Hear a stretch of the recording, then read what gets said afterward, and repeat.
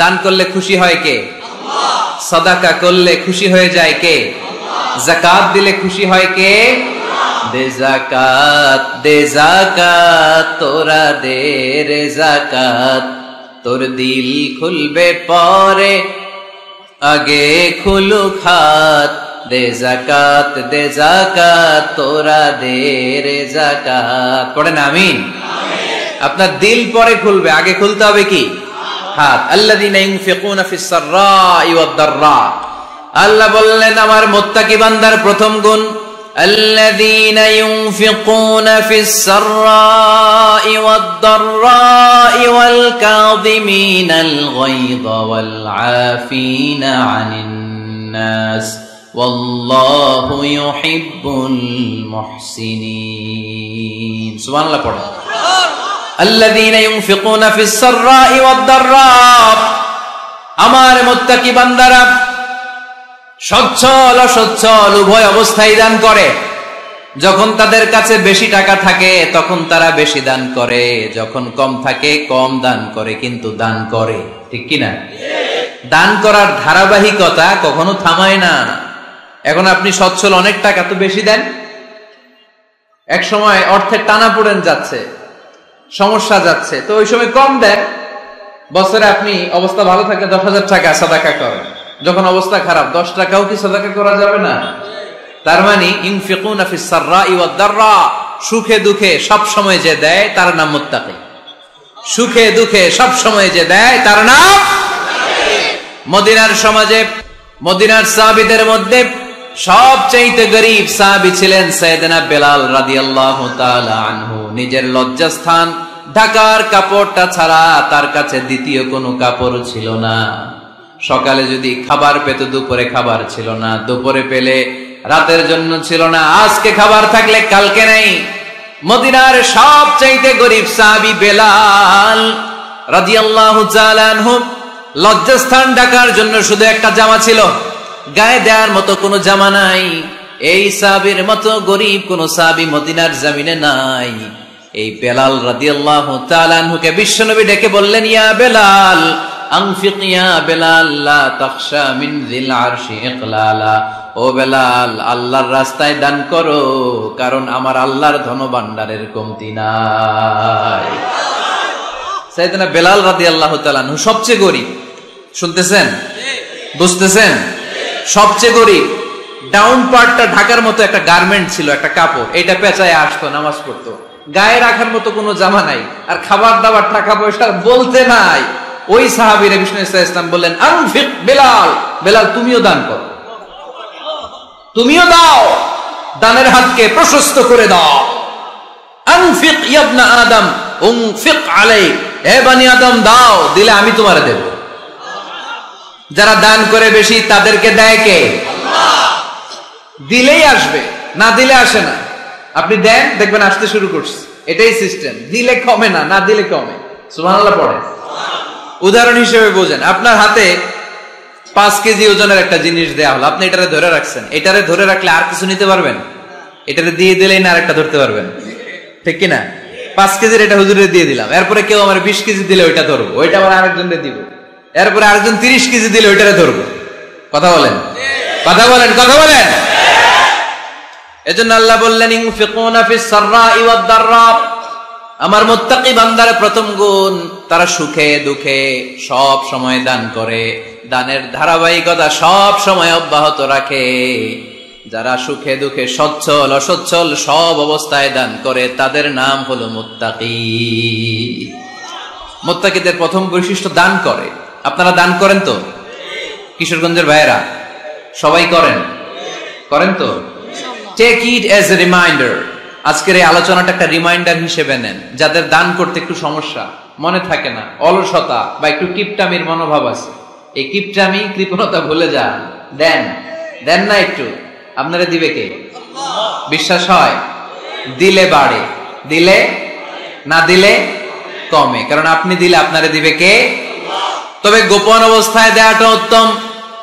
প্রকাশ্য দান করলে আল্লাহ কবুল করেন, ওইটাতেও সওয়াব আছে, কিন্তু গোপনে দান করলে বেশি খুশি হয় কে?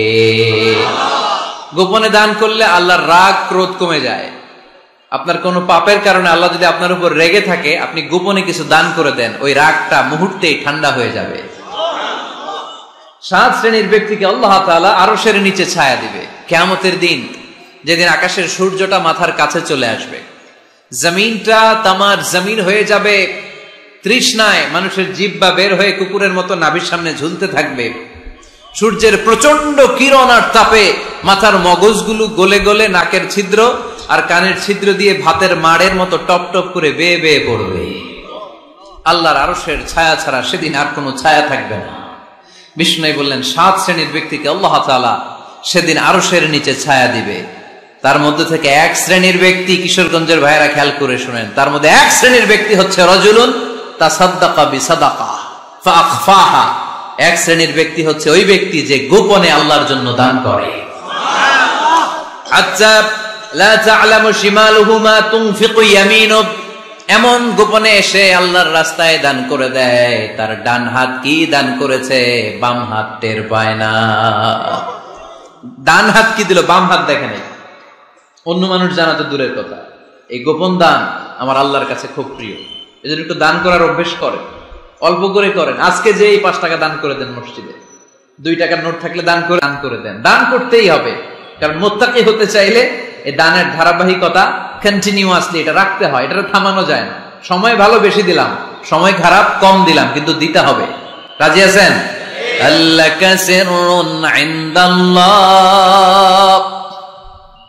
বাইনাকা আনতা ওয়া বাইনাল্লাহ, আল্লাকা সাদাকাতুন তাখফা লা ইয়ালামুহা ইল্লাল্লাহ, আল্লাকা সিররুন ইনদাল্লাহ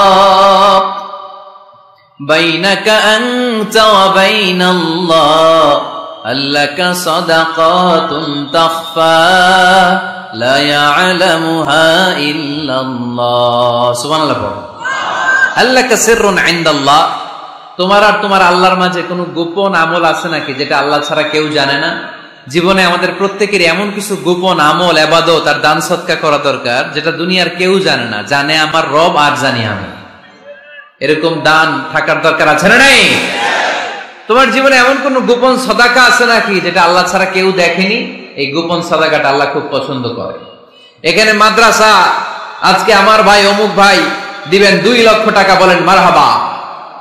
এটা উনি আল্লাহর জন্য দিতে পারে, মারহাবার জন্য দিতে পারে, ঠিক কিনা? কিন্তু রাতের আধারে রাস্তার পাশ দিয়ে হেঁটে যাচ্ছেন, মসজিদের দান বাক্সটা লেখা, উপরে সাইনবোর্ডে লেখা মুক্ত হস্তে আল্লাহর ঘরের জন্য দান করুন। কেউ নাই, কাক পক্ষী নাই।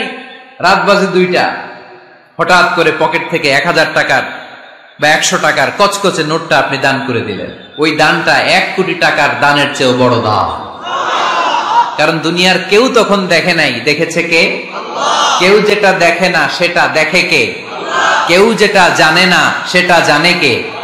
সবার চোখ ফাঁকি দেয়া গেলেও আমার আল্লাহর চোখ ফাঁকি দেয়া যায়? এজন্য দান করতে হবে একজনের খুশির জন্য, তিনি কে?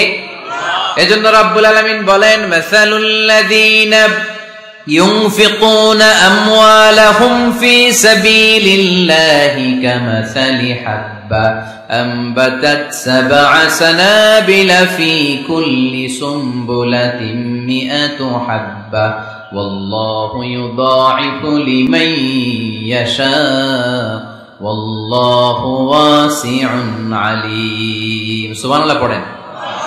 আল্লাহ বললেন, এই যে তোমরা আমার রাস্তায় দান করো, এটার উপমা একটা চারা বীজের মতো। এই চারা বীজ জমিনে গেড়ে দিলে সেখান থেকে 60টা শীষ গজায়, প্রতিটা শীষ থেকে 100টা করে দানা হয়, প্রতিটা শীষে জন্ম নেয় শত শস্য দানা। সুবহানাল্লাহ। চারা বীজ চিনেন না? মাটিতে ঢুকাই দিলেন, 60টা শীষ গজালো, প্রতিটা শীষে আবার 100টা করে দানা, মোট কটা হইল? 700টা। এক চারা বীজ থেকে যেমনি 700 দানা গজায়, তেমনি 1 টাকা দান করলে এরকম 700 গুণ সওয়াব আপনার আমলনামায় ঢুকাই দিবে কে? যারা দুনিয়ার বুকে প্রকাশ্যে গোপনে দান করত, সচ্ছল আর অসচ্ছল অবস্থায় দান করত, কিয়ামতের দিন যখন তাদেরকে তাদের আমলনামা দেয়া হবে, আমলনামা দেখে বলবে, আল্লাহ এত সওয়াব দুনিয়ার বুকে আমি করি নাই, অন্য কারো আমলনামা তোমার ফেরেশতারা ভুল করে আমারে দিয়েছে। আল্লাহ এত আমলনামা তো আমি করি নাই, এত নেক কাজ কোত্থেকে আসলো, এটা আমার না, তোমার ফেরেশতারা ভুল করে আরেকজনেরটা গছাই দিছে আমার। আল্লাহ বলবে না, আমার ফেরেশতারা ভুল করে না। সুবহানাল্লাহ পড়েন। ফেরেশতারা কখনো ভুল করতে পারে না, এটা তোমারই আমলনামা, আমার আমলনামা, আমি তো এত সওয়াব করে নাই। আল্লাহ বললেন তুমি যে ওই আমার খুশির জন্য দান করেছো, ওই ছোট্ট দানটাকে আমি বড় করে তোমার আমলনামায় ঢুকাই দিছি। আরো আস্তে কোন সুবহানাল্লাহ। হাদিসে এসেছে কামা ইউরাব্বি আহাদুকুম ফুলুয়া, তোমরা যেমনি ছাগল পালো, বাছুর পালো, আল্লাহ তাআলা তোমাদের দানটাকে এরকম পেলে পুষে বড় করে। আপনারা কিশোরগঞ্জে গরু পালন কারা দেখি? মাশাআল্লাহ, সবার বাড়িতে গরু, হ্যাঁ, বাড়ি বাড়ি, আপনার বাড়িতেও আছে। তো এই যে গাভী যখন বাচ্চা দেয়, বাছুর হয়, খুশি লাগে না আপনাদের? মালিক কি করে? এটারে খাওয়ায়, খাইয়ে দাইয়ে পেলে পুষে বড় করে না কুরবানির হাটে বিক্রির জন্য।